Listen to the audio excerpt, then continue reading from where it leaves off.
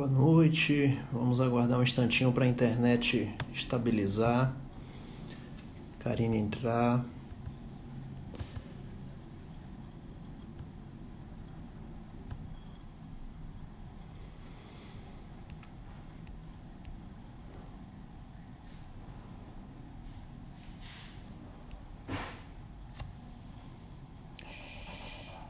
Hoje a ideia é manter os encontros periódicos, onde eu interajo com pessoas de minha altíssima confiança, que eu adoro trabalhar, por sinal. E hoje a ideia é falar sobre a insuficiência cardíaca e a restrição de líquido. Eu convidei hoje a Karine, que é a nutricionista que trabalha comigo, que é especialista em cardiologia, para que a gente possa, em 20 minutos, conversar a respeito desse tema.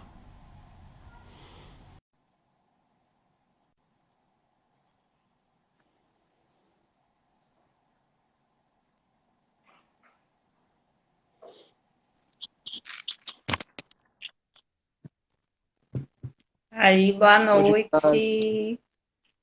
noite. Boa noite, Kari.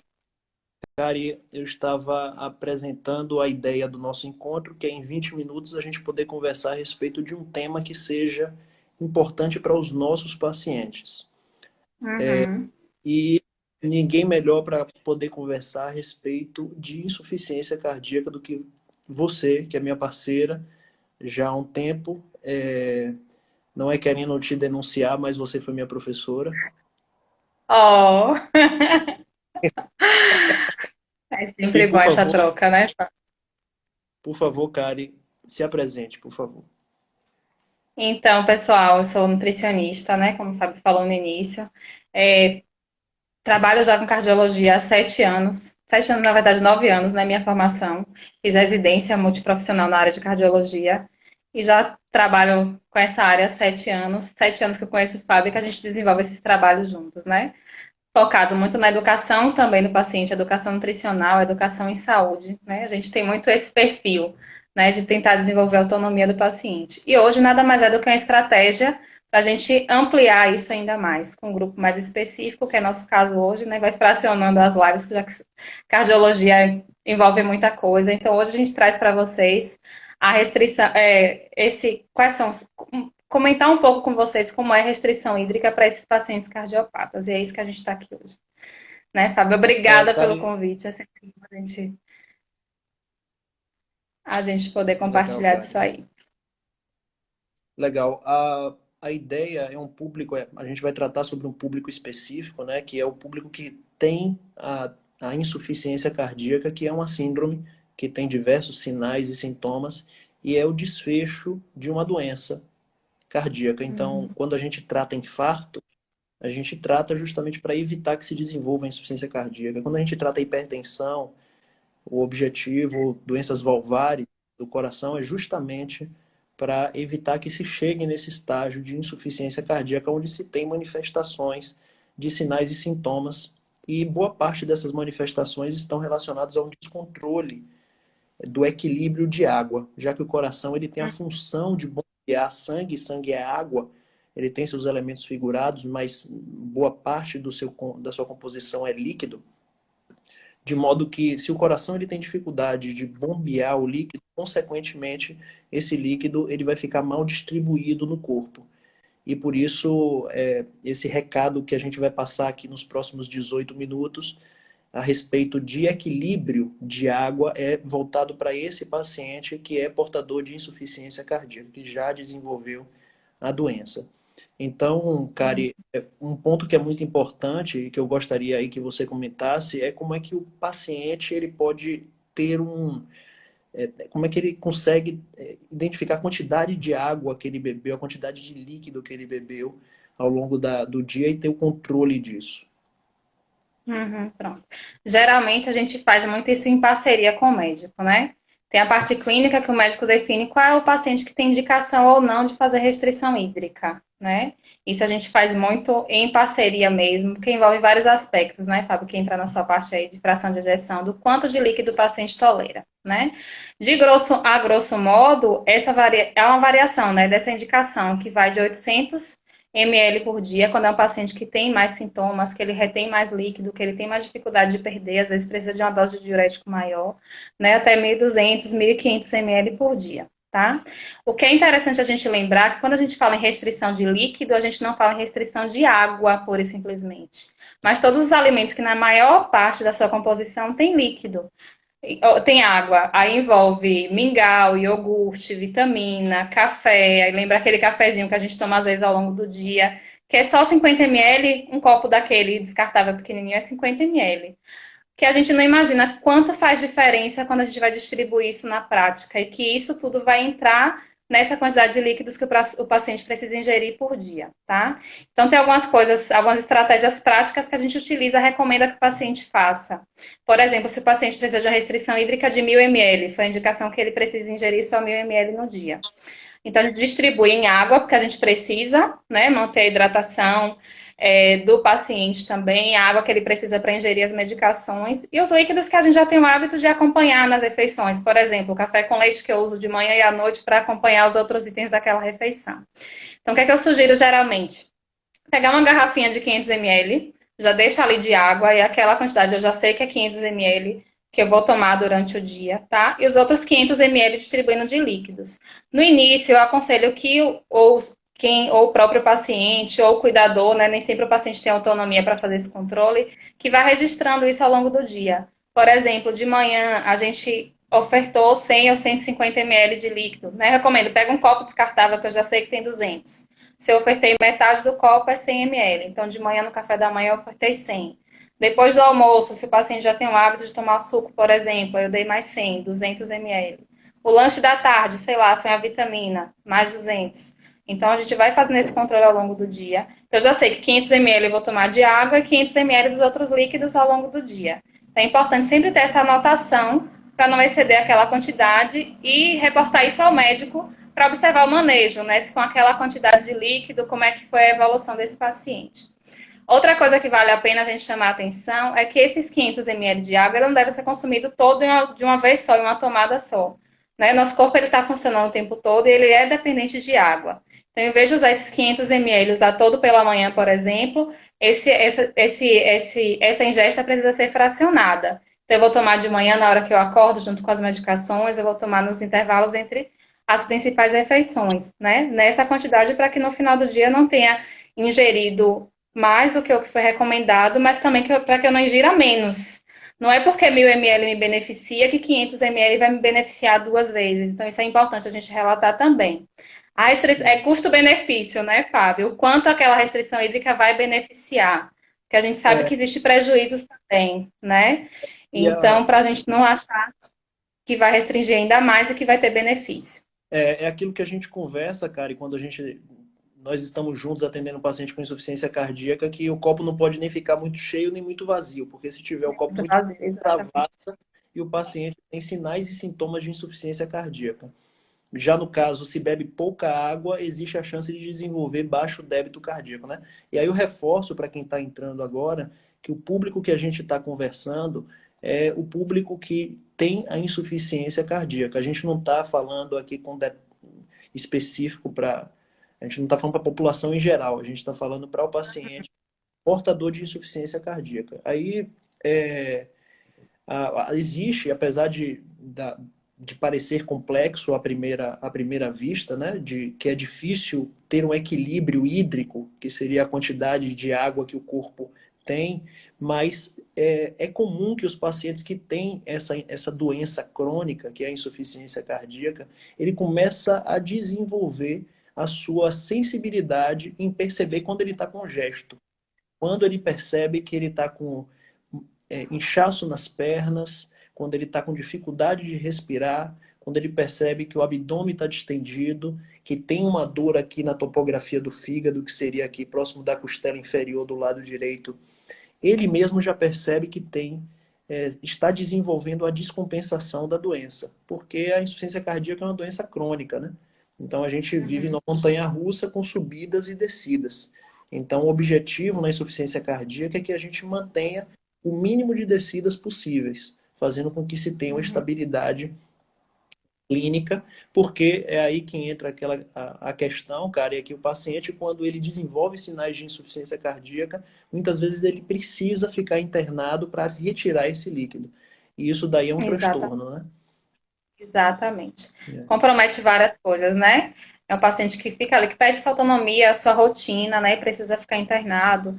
É, tem os benefícios do internamento, é claro, mas é toda uma modificação, né? No sono, muda o padrão do sono, da rotina alimentar, uma série de coisas, né? Sem falar do aspecto nutricional também, né? O paciente internado, ele às vezes acaba reduzindo, por uma série de fatores, ele acaba reduzindo também o consumo calórico, né, pelo fato de estar mais tempo na cama, acaba reduzindo massa muscular, reduz força, então já vai ter mais dificuldade de respirar e entra no ciclo, né? Além disso, a questão das internações, né? Tipo, se ele interna também, estabiliza. Mas se ele não mantém todo esse cuidado, como a gente está falando aqui, né? De manter as medicações, do controle alimentar, do controle de líquidos, então ele tem um potencial de reinternar, né? De passar por aquela experiência de novo. Geralmente são esse perfil de paciente que a gente está tratando aqui são internamentos prolongados, né? São pacientes que reinternam com muita frequência. Então, às vezes, passa por uma experiência negativa de hospitalização.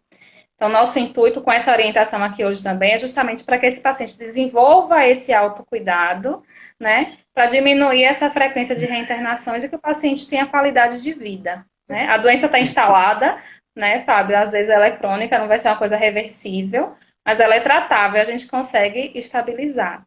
Então, é Isso. essa a intenção. E o controle de líquido entra nisso aí, né? A gente precisa, é um dos parâmetros que a gente utiliza para desenvolver essa orientação para o paciente, né, que ele desenvolva autonomia no cuidado com relação à insuficiência cardíaca.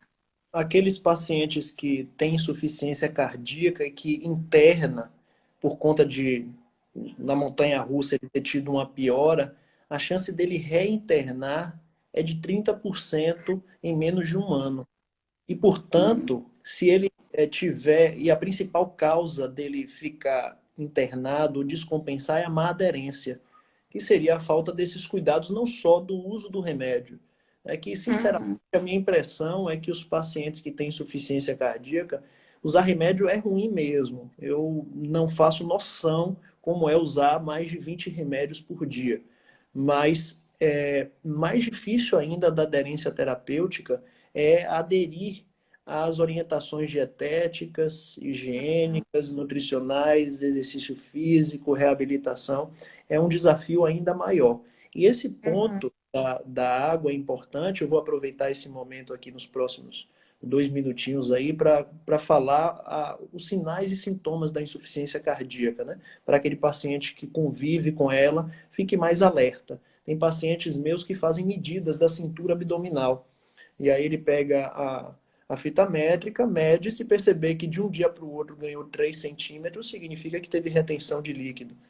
É a Uhum. questão do próprio peso em jejum, né, cara? Perfeito. Onde Exatamente.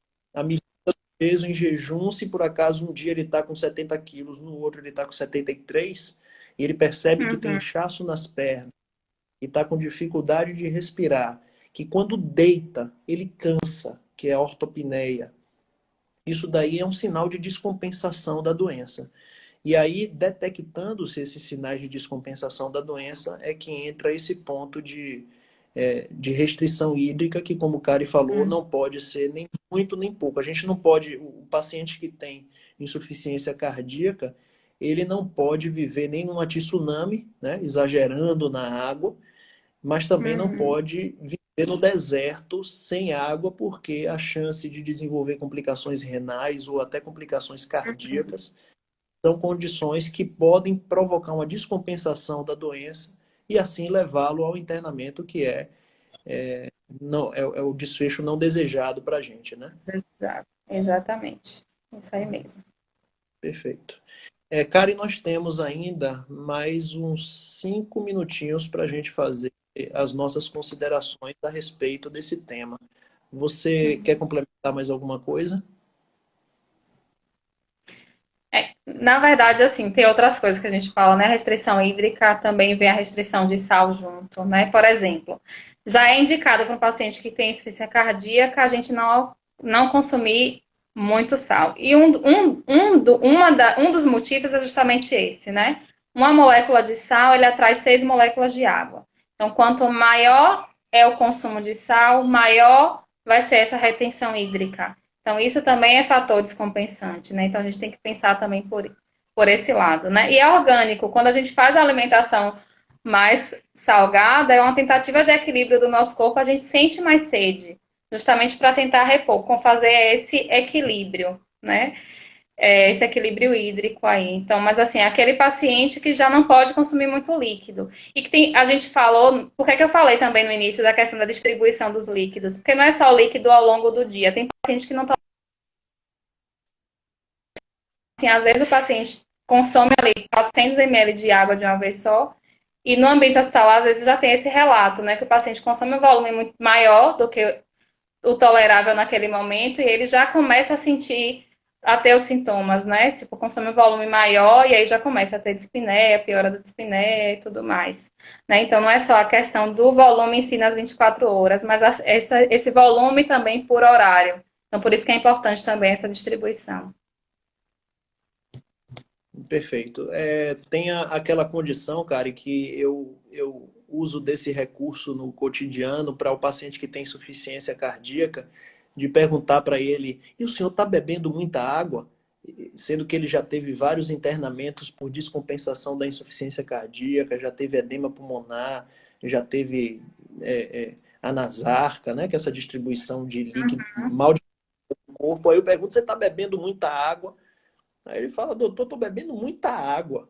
Aí você percebe que ele está inchado, com dificuldade de respirar, com todos os sinais e sintomas de insuficiência cardíaca, e percebe que ele não tem o conhecimento da doença e que cabe a nós, como profissionais Uhum. de saúde, orientá-los a respeito desse tema. Então, eu acho que do ponto de vista prático, esse nosso encontro, apesar de ser breve, a gente consegue passar o recado para o paciente que é portador de insuficiência cardíaca sobre a importância que a água tem no equilíbrio do corpo desse indivíduo que tem insuficiência cardíaca.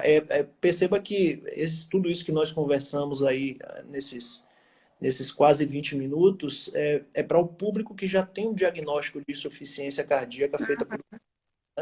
Não adianta você imaginar que tenha. Isso é um diagnóstico médico para ser feito, e aí a gente poder tirar proveito do aconselhamento de um nutricionista, um aconselhamento de um educador físico, de um fisioterapeuta, para auxiliar na reabilitação desse paciente e no conhecimento da própria doença, né? Exatamente.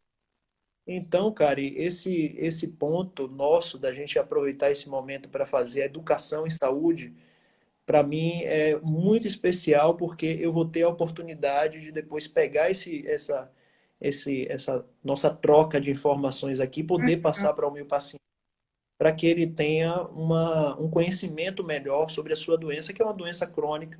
Se ele não conhece a sua doença, naturalmente a doença ela pode ter mais agudizações, né? Cari, vamos aproveitar os 2 minutos finais para fazer as considerações. Pois é, então eu só tenho a agradecer também por estar aqui hoje e contribuir de alguma forma, como eu falei, não só com os pacientes, mas com os cuidadores, né, que às vezes é que tem mais dificuldade, às vezes, nesse manejo, quem tem mais dúvidas, né, com relação a como é que pode ser feita essa oferta também. Então, nossa intenção aqui hoje foi trazer de forma bem prática, no contexto da nossa rotina de trabalho, né, com o perfil de paciente que a gente trabalha, trazer para vocês como é a experiência, o que a gente passa para esses pacientes nas consultas, né, e que a gente reforça aqui com vocês agora, né, como é que pode ser feita esse controle de líquido, quem de fato precisa e quais são algumas estratégias que a gente pode utilizar para de fato fazer essa rotina aí de incluir, né, o controle dos líquidos na refeição. Quando o paciente já é internado, ele já tem essa experiência, porque a gente já faz esse controle, né? O pessoal da enfermagem já atua ali junto com o médico fazendo esse controle. Então, às vezes, ele passa por essa experiência de saber que cada horário, o volume que ele consumiu precisa ser anotado e que isso tem significância na hora da definição da conduta do médico, né? De acordo com quanto de xixi ele fez.